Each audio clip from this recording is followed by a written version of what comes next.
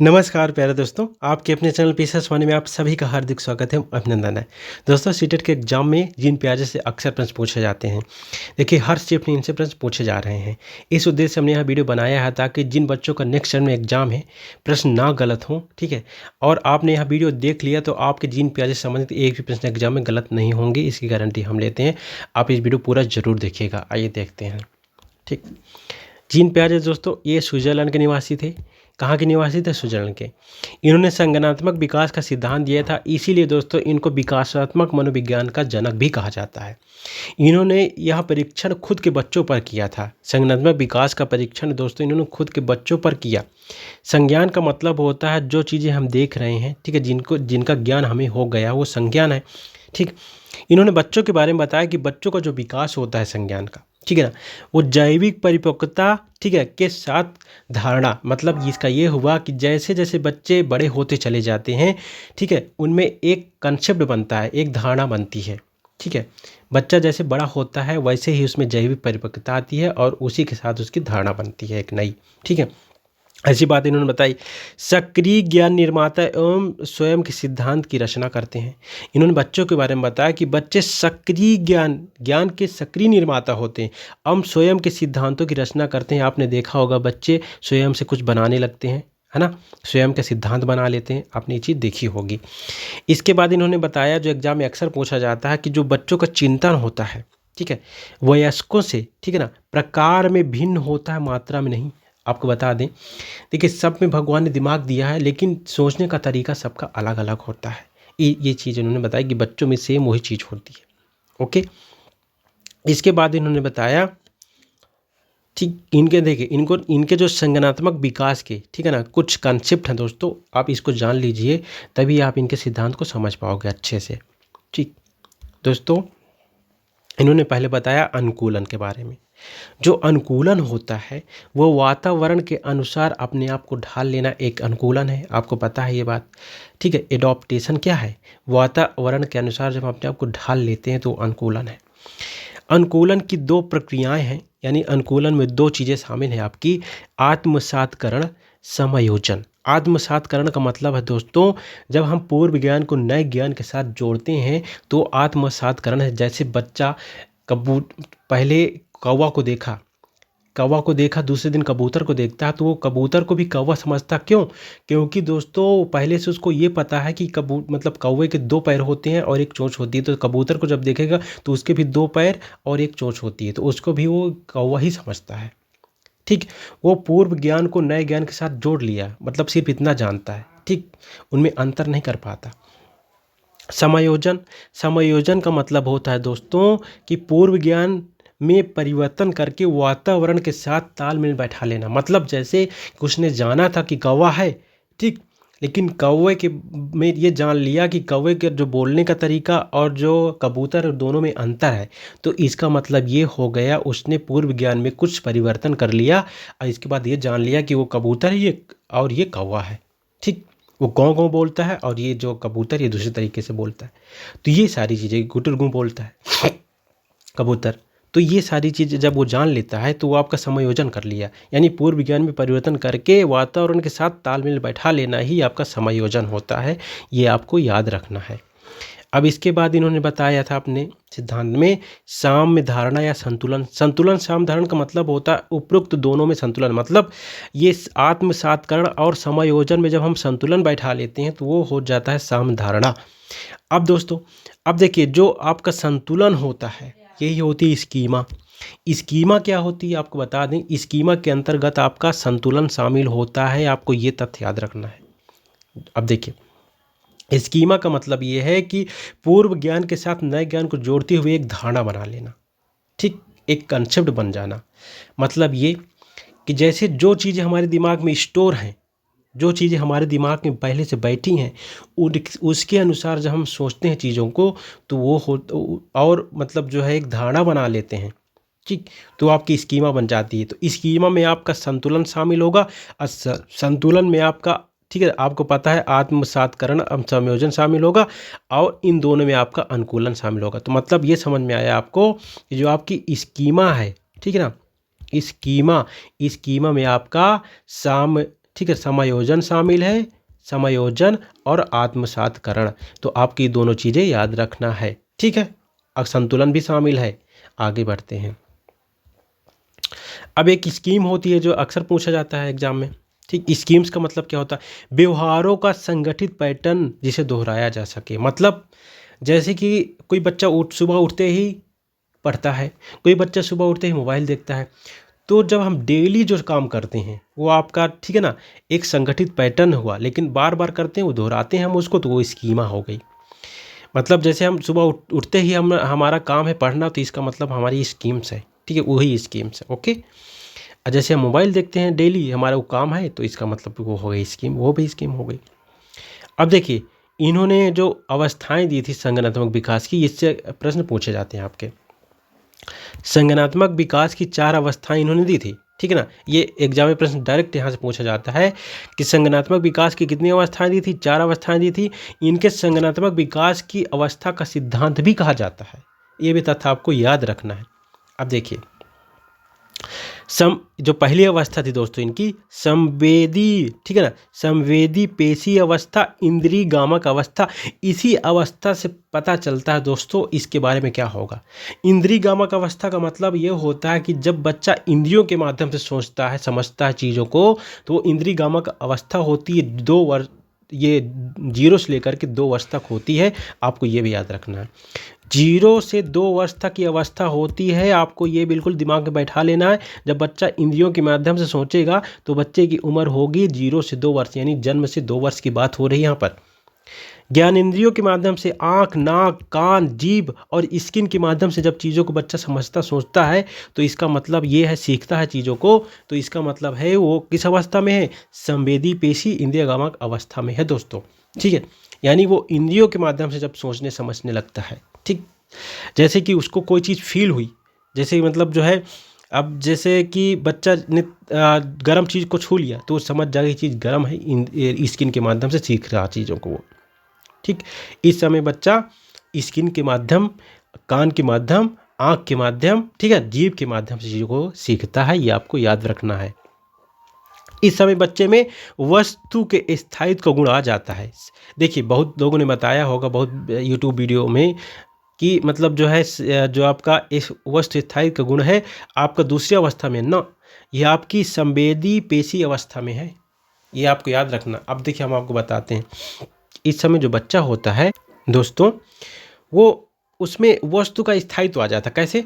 कि जैसे कि हमने मतलब कोई फ़ोन दिया उसको, ठीक है, इसके बाद छुड़ा लिया हमने, उसको फेंक दिया, कह दिया चलिए वो फ़ोन, चलिए फेंक दिया, वो गया फ़ोन उधर। तो बच्चा क्या मतलब जो है, जब ये समझेगा कि फ़ोन आपके ही पास है, वो मतलब जो है ये समझ जाएगा कि फ़ोन आपके ही पास है, ठीक। यानी जो मतलब आपने एक बार चीज़ को दिखा दी, तो वो चीज़ को अपने दिमाग में बैठा लेता है, और छिपी हुई चीज़ को भी मतलब वो खोज लेता है। इन वस्तु स्थायित्व का मतलब ये है कि छिपी हुई वस्तु को ढूंढ लेता है वो, ठीक। जैसे कि आपने चाबी दिखाई, तो चाबी को मतलब जो कहीं रख दिया, तो बच्चा वो मतलब जो है कहीं ना कहीं ढूंढ लेगा उस चीज़ को। खेलना, तोड़ना, प्रतिवर्ती क्रियाएं इस एज में होती हैं, आपको पता ही सारी चीज़ें। इस समय बच्चा मतलब जो है खिलौनों को तोड़ता है, खेलता है, ओके। आगे चलते हैं। नेक्स्ट अवस्था, ये बहुत इंपॉर्टेंट, एग्जाम में इसी से प्रश्न पूछे जाते हैं, आपको इसको अच्छे से याद कर लेना है। पूर्व संक्रियात्मक अवस्था दोस्तों, पूर्व का मतलब पहले, असंक्रिया मतलब क्रिया, यानी क्रिया के पहले की अवस्था होती है दोस्तों। ये 2 से 7 वर्ष होती है। आपको ये तथ्य बिल्कुल याद रखना है, 2 से 7 वर्ष की अवस्था यानी पूर्व संक्रिया अवस्था, यानी क्रिया की पहली की अवस्था। यानी क्रिया, बच्चा देखता है सामने रखी चीज़ों को, समझ भी पा लेता है, लेकिन उस पर कोई क्रिया नहीं कर पाता है, चिंतन नहीं कर पाता उस पर किसी प्रकार का। तो ये आपका हो गया क्रिया करने से पहले की अवस्था, यानी पूर्व संक्रिया अवस्था। ये तथ्य आपको याद रखना है। इसके बाद दोस्तों, इस एज में, ठीक है, प्रतीकात्मकता पाई जाती है। मतलब प्रतीकों के माध्यम, ठीक है, जो प्रतीक होते हैं उसके माध्यम से चीज़ों को सीख लेता है, समझ लेता है। यानी प्रतीकों का प्रयोग करने में उसमें निपुणता, यानी सिंबल की बात हो रही दोस्तों, सिंबल, ठीक है ना, जो सिंबल होते हैं दोस्तों, उनके प्रयोग करना वो सीख लेता है। जैसे कि देखिए, 3 वर्ष के बाद बच्चा स्कूल जाता है, तो उसको बच्चे को मतलब ज़्यादातर चित्र दिखाए जाते हैं। चित्र में उसने एक बार देखा बफैलो, ठीक है ना, यानी अपनी किताब में उसने बफैलो देखा, जब वो वास्तविक रूप से बफैलो देखेगा तुरंत बता देगा कि मम्मी ये बफैलो है। ठीक। लक्ष्य निर्देशित व्यवहार। लक्ष्य निर्देशित व्यवहार का मतलब ये होता है कि बच्चे को अगर खाना खाना है तो खाना खाएगा ही, यानी उसका मतलब लक्ष्य वो खाना खाने में ही रहेगा, ध्यान वहीं रहेगा। ठीक है, कि मुझे खाना खाना, जा कर खाना खा लेगा लेकर के। ठीक। इस क्योंकि पहली अवस्था में लेकर के नहीं खा सकता था, इस अवस्था में ले जाएगा, निकालेगा, खाएगा। जैसे जब कृष्ण भगवान थे तो वो दही खाते थे जा कर के, नहीं अपने मन से निकाल करके जा कर के, उसमें उनको दही खाना है तो जो हांडी होती थी उसमें अपना पूरा हाथ डाल देते थे और खाने लगते थे। तो उनका लक्ष्य निर्देशित व्यवहार होता था, यानी जो खाना है, जो करना है, करना है। इस एज में दोस्तों आपकी जीववाद की संकल्पना पाई जाती है। मतलब जीववाद का ये होता है कि जीव यानी जो निर्जीव हो उसको भी सजीव समझने लगना। जैसे जब खिलौने बच्चे को दिए जाते हैं तो बच्चा खिलौने में भी जान समझने लगता है कि इसमें जान है। जैसे कि बच्चे जब छोटी बच्ची होती, गुड़िया खेलती है तो गुड़िया को सही समझने लगती है, उसका एक घर बसा लेती है और दोनों को मतलब जो है सुला भी देती है, उसको खिला भी देती है। तो बच्चा मतलब जो है जीव को भी सजीव समझ लेता है इस एज में। ठीक है। और इस एज में दोस्तों अहम केंद्रिता, आत्म केंद्रिता भी पाई जाती है। मतलब ये कि वो मतलब जो है दूसरों को ज़्यादा महत्व नहीं देता है, स्वयं को ही सब कुछ समझता है कि मतलब उसने जो कह दिया वही सही है, बाकी तो सब बेकार है, पूरी दुनिया बेकार है। ओके। उसके लिए मतलब स्वयं को महत्व देना, अपने आप को ही सब कुछ समझना अहम केंद्रिता है। ठीक। इसके बाद इस एज में दोस्तों आपका क्या होता है कि अपलटवी का गुण पाया जाता है। अपलटवी का मतलब होता है चीज़ों को उलट पलट नहीं पाता है। पलटवी का मतलब पलट लेना, अपलटवी का मतलब चीज़ें न पलट पाना। ठीक है। पलटवी का मतलब पलट, आज जैसे लग गए तो उसका अपोजिट हो गया। तो चीज़ों को उलट पलट नहीं पाता, मतलब कि जैसे कि कह दिया जाए 2 + 4 = 6 होता है तो बच्चा नहीं, जैसे हमने कह दिया 4 + 2 = कितना होता है, तो बच्चा नहीं बता पाएगा 6 होता है, क्योंकि उसको अभी इस चीज़ का ज्ञान नहीं है। यानी जैसे हमने उससे कहा कि 3 है, ये 3 को हमने 8 बना दिए, तो बच्चा 3 को 8 नहीं बना पाएगा, चीज़ों को तुरंत उसी अवस्था में नहीं ला पाएगा। ओके। तो ये चीज़ें बच्चे में विकसित नहीं हो पाती इस एज में। इस एज में दोस्तों मुद्रा संप्रत्यय, मतलब मुद्राओं का ज्ञान नहीं हो पाता, बच्चा कि 2, 3, 4 में अंतर नहीं कर पाता है। दूरी का भी और भार, ठीक है, ऊंचाई, योग्यता का अभाव होता है, मतलब इन सब चीज़ों के बारे में वो समझ नहीं पाता है। यानी बच्चा ये नहीं समझ पाता है कि कौन चीज़ भारी है, कौन चीज़ हल्की है। ठीक। ओके। और वो तो वही करेगा जो उसको अच्छा लगेगा, इस एज में वही करता है। हाँ, आगे इस एज में दोस्तों केंद्रीकरण की प्रवृत्ति पाई जाती है बच्चे में, मतलब एक चीज़ पर ध्यान लगा के बैठना। जैसे बच्चे को मोबाइल दे दिया जाएगा तो बच्चे उसमें गेम खेलना स्टार्ट कर देगा। क्यों? क्योंकि उसको वही चीज़ पता है, उसी में ध्यान लगाए रहेगा। उसको ये नहीं पता कि मोबाइल से और भी कुछ किया जा सकता है, इससे कॉलिंग भी की जा सकती है, वीडियो कॉलिंग भी की जा सकती है, मतलब तरह तरह की चीज़ें। वो सिर्फ वही चीज़ देखेगा, गेम ही खेलेगा, एक ही चीज़ में दिमाग लगाएगा। संरक्षण का मतलब है साइज एवं शेप में अंतर इस एज में नहीं कर पाता है। साइज एवं शेप में अंतर इस एज में नहीं कर पाता है। क्रमबद्धता का अभाव भी होता है, यानी चीज़ों को क्रम से इस एज में नहीं रख पाता, इधर उधर चीज़ें कर देगा। ठीक है, ये चीज़ आपको पता है। आगे बढ़ते हैं। इसके बाद दोस्तों आपकी आती है मूर्त संक्रियात्मक अवस्था। क्या आती है? मूर्त संक्रियात्मक अवस्था। दोस्तों ये 7 से 11 वर्ष की अवस्था होती है। कितनी? 7 से 11 वर्ष की अवस्था होती है। आपको ये तथ्य याद रखना है, एग्जाम में पूछा जाता है। अब इसमें देखिए क्या होता है, ये जो पूर्व संक्रियात्मक अवस्था आपकी थी तो उसमें बच्चा क्या करता था, पूर्व यानी क्रिया के पूर्व की अवस्था थी वो, यानी क्रिया चीज़ों को देख लेता था लेकिन उसमें चिंतन नहीं कर पाता था। लेकिन इस एज में क्या होगा कि बच्चा सामने रखी चीज़ों को देख लेगा, उस पर चिंतन भी करना शुरू कर देगा, सोचना समझना इस एज में दोस्तों शुरू कर देता है बच्चा। ऐसा एग्जाम में प्रश्न पूछा गया है, यानी मूर्त चिंतन कर पाता है इस एज में। मूर्त चिंतन, कैसा चिंतन? मूर्त यानी चीज़ों को देख करके। मूर्त का मतलब क्या होता है? जब हमारे सामने कोई चीज़ दिखती है तो वो मूर्त हो गई, नहीं दिखती है यानी जो हम कल्पना करते हैं जिन चीज़ों की, ठीक है, वो अमूर्त होता है। आगे इस एज में दोस्तों जो आपकी पूर्व संक्रियात्मक अवस्था में जिन चीज़ों की कमी होती है, इस एज में उस चीज़ की पूर्ति हो जाती है। यानी जिस चीज़ में उसका अभाव होता है उस एज में, इस एज में उसका अभाव नहीं होता है। मतलब दिखाते हैं, अपलटावी का इसमें गुण आ जाता है, मतलब चीज़ों को बच्चा पलट लेता है। यानी बच्चे से कहा गया 2 + 4 = 6 होता है, अभी कहा गया 4 + 2 = 6 होता है, तो बच्चा तुरंत कर लेगा 4 + 2 = 6 भी होता है। ठीक है ना, ये गुण आ जाता है बच्चे में, पलट लेता है चीज़ों को। जीववाद की संकल्पना जो है दोस्तों इसमें आ जाती है। मतलब जो उस देखिए उसमें अभाव था। अब इसमें क्या होता है इस एज में कि बच्चा जो है क्या कहते हैं कि जो सजीव निर्जीव में अंतर कर पाता है। उसमें क्या होता था कि उसमें सजीव निर्जीव का अंतर नहीं कर पाता था, लेकिन इसमें सजीव निर्जीव का अंतर कर पाता है। इस एज में दोस्तों सजीव और निर्जीव के बीच अंतर कर पाता है कि कौन सजीव है कौन निर्जीव है। मुद्रा का ज्ञान हो जाता है, संरक्षण का क्रमबद्ध चीज़ें लगा लेता है, संरक्षण भी यानी साइज में अंतर भी कर पाता है, कौन बड़ी कौन छोटी और सब बता देता है, तुलना भी चीज़ों में करना सीख जाता है। ठीक है, आज्ञानात्मक तर्कणा होती है इस एज में, यानी बच्चा आज्ञानात्मक जो पद्धति थी आपको पता है अगर अरस्तु ने दी थी। तो दोस्तों ये आपकी कब से कब शुरू होती है, मतलब कैसे शुरू होती है, आप इसके बारे में बताते हैं। ये उदाहरण दे करके तर्क दिए जाते हैं। पहले उदाहरण दिए जाते हैं, फिर इसके बाद नियम बताए जाते हैं। पहले हमें बताया जाएगा कि ये पेड़ है, पेड़ के बारे में उदाहरण दिया जाएगा, इसके बाद फिर उसके नियम बताए जाएंगे। तुलना और अंतर कर लेता है इस एज में, और भाषा का भी विकास इस एज में हो जाता है। ओके, संप्रेषण भी शुरू हो जाता है। ये बात आप याद रखेंगे। हाँ, फिर आपकी लास्ट वाली अवस्था होती है दोस्तों, इसको औपचारिक संक्रियात्मक अमूर्त अवस्था भी कहा जाता है। आप याद रखेंगे अमूर्त अवस्था भी, क्योंकि चिंतन जो होता है बच्चे का अमूर्त चिंतन हो जाता है, तार्किक चिंतन शुरू हो जाता है। सरोज अवस्था इसको कहा जाता है। निगमनात्मक तर्कणा होती है, माने पहले नियम इसको बच्चे को बताए जाते हैं और फिर इसके बाद जो है उदाहरण, यानी वैज्ञानिक चिंतन इस एज में बच्चा स्टार्ट कर देता है। कल्पना परिकल्पना की अवस्था इसे कहा जाता है। आपको ये तथ्य याद रखने हैं दोस्तों। और जो आपके जीन प्याजे से संबंधित और जो इन्होंने वो सिद्धांत दिए थे, तो ये दोस्तों इन्होंने आपके दिए थे, आपको बताते हैं, नैतिक विकास का सिद्धांत भी दिया था। जीन प्याजे ने दोस्तों आपके नैतिक विकास का सिद्धांत दिया था, ठीक।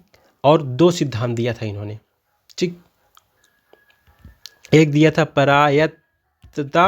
परायतता का नैतिक सिद्धांत, जो आपका होता है दोस्तों, ठीक है, ये आपका होता है 8 से 9 वर्ष के आसपास, ठीक है ना। इसमें बच्चा दूसरे के अनुसार मतलब जो नैतिकता सीखता है, करता है, यानी मतलब जो है नैतिकता का जो ज्ञान आता है, दूसरे के अनुसार चीज़ें सही गलत समझता है। आज एक स्वायत्तता का सिद्धांत, नैतिकता का दो सिद्धांत दिया था, परायत्तता और स्वायत्तता। तो जो स्वायत्तता होती है आपका 9 वर्ष से 11 वर्ष की होती है दोस्तों अवस्था की। इस पर क्या करता है बच्चा, जैसे समाज के अनुसार काम करता है, यानी मतलब जो है उसका चिंतन, जो सही गलत का निर्णय ले लेता है, वो मतलब जो है समाज के अनुसार, मतलब वो सही गलत का निर्णय स्वयं से भी लेना शुरू कर देता है। समाज में जैसा नियम चल रहे होते हैं उसके अनुसार निर्णय शुरू कर देता है, ठीक है। ओके, ये सारी चीज़ आपको याद रखना है, और यही सारे सिद्धांत थे जो इन्होंने दिए थे। Okay, thanks for watching this video. और इससे संबंधित दोस्तों जो भी ऑब्जेक्टिव क्वेश्चन हैं यानी MCQ हैं, उसका हम अन्य वीडियो के माध्यम से आपको समझाएंगे, ठीक है दोस्तों। एक बात आपको बताना भूल गए कि जो इन्होंने नैतिकता के दो सिद्धांत दिए थे, जो परायत नैतिकता का सिद्धांत था दोस्तों, तो वो आपका 2 वर्ष से लेकर के 8 वर्ष तक था, ठीक है, याद रखिएगा। और जो स्वायत्त नैतिकता का सिद्धांत था, इन्होंने उसको 9 से 11 वर्ष तक बताया था। इसके बाद दोस्तों इन्होंने जो आपका सिद्धांत दिया था, एक खोज एवं निर्माण का सिद्धांत भी दिया था, ये याद रखिएगा, खोज एवं निर्माण का सिद्धांत। इन्होंने इसमें बताया था दोस्तों कि जो संज्ञानात्मक विकास होता है वो नकल पर आधारित नहीं होता है, बच्चा खोज पर आधारित होता है, ठीक है ना।